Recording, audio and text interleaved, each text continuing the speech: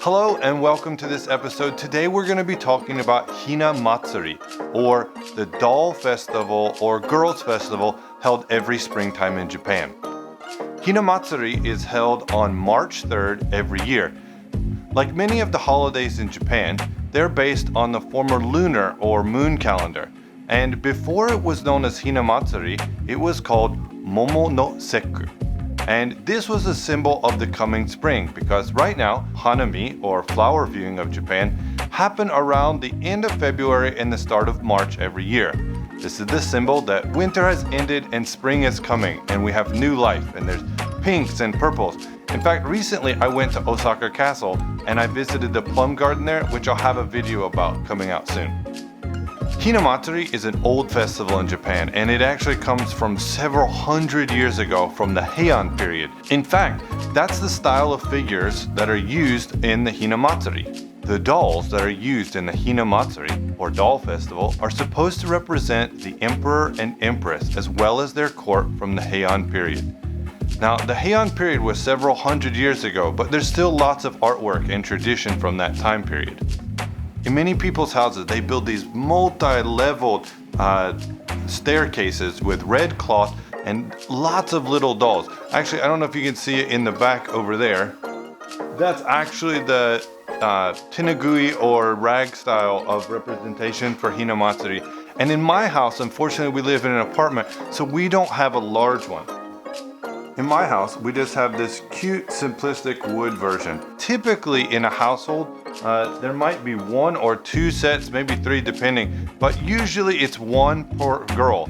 And when women get married, they get to take it with them. Actually, I need to be putting these up as well as the tenugui because it's said to bring bad fortune if you leave them out after the festival.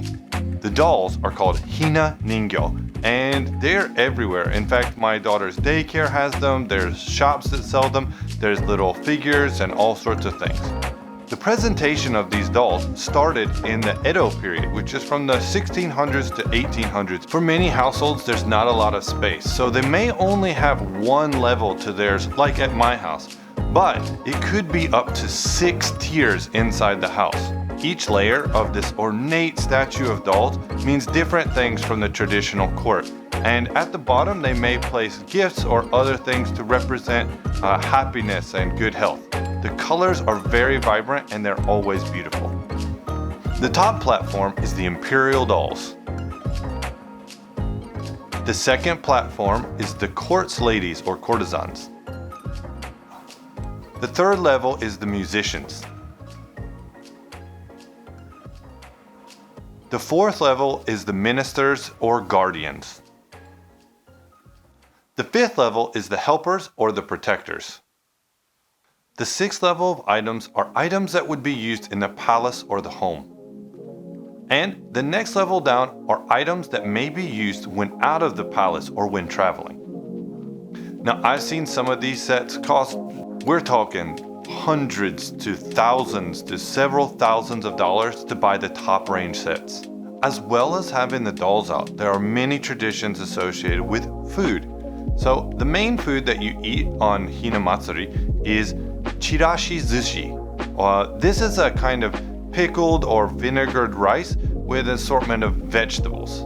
It actually means scattered sushi, and it can have everything in it from fish, vegetables.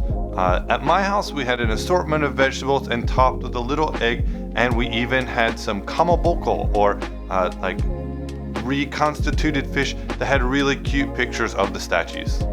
The other day when this was going on, I actually went to the grocery store, and here's some pictures of the different sushi that they had laid out that I could see on my way home from work. As you can see, there's lots of things in there like salmon and salmon roe. There's also lots of things topped with eggs. It's very bright and cute, and there's lots of pink and white to symbolize the plum blossoms and femininity,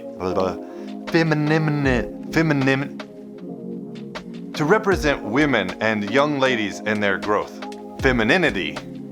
Also, there are lots of snacks and sweets that go on, which would make sense because winter in Japan can be very cold. And now that we're in March, it's starting to look up and look nice. So we're having more sweets and that kind of thing. So one of them is the shirozake. This is a sweet drink that is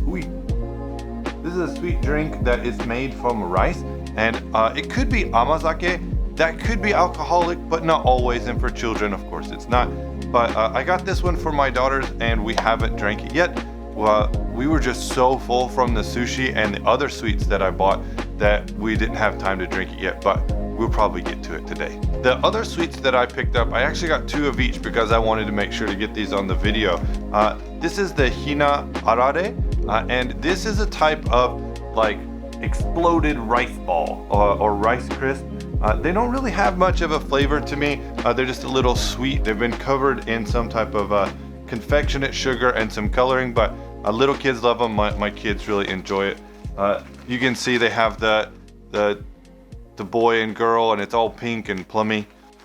Also, they had these Hina boru, and these are like pieces of cookie or I guess they're like little baked pieces of dough. They don't really have a lot of flavor to them, but this is it says momo fuaji and plain, so it has like a kind of plum flavor to it, and it has Mickey and Minnie on it because their Disney is huge in Japan. As well as those, I picked up some cakes. My wife said that we really wanted to have some nice sweets, and so I got like a strawberry custard cream cake, and I also got a peach kind of fluff cake, and then we got something else, but we were so full we just couldn't get all the sweets down. There are several types of mochi all year round, but specifically right now there are lots of pink and cute ones, and people may have them on Hinamatsuri because it's sweet and pink. I heard one of these is called Hishi mochi. I didn't have any and I don't really know much about it, but I guess it's pretty sweet, and it's also a layered colored mochi that would probably symbolize many of the colors from the season. Another thing that may be had at dinner time is called ushio jiru, or like a salty soup. Ushio jiru is a soup that is also had that sometimes or often has clams in it, because in Japan the symbol 8, meaning coming together, is like happiness or joining, and the clams make that same shape. So no 2 clams are alike, like snowflakes, so it's supposed to mean good luck and good fortune in the young girl finding a partner in the future. Springtime is here, which means there's pinks, purples, yellows all over the place, and I love plum blossoms and plum viewing, as well as the sakura or cherry blossoms, and I hope that you can join me in some videos or live streams soon, and we'll see you in another video that can be found in Japan. Like you. Mata ne.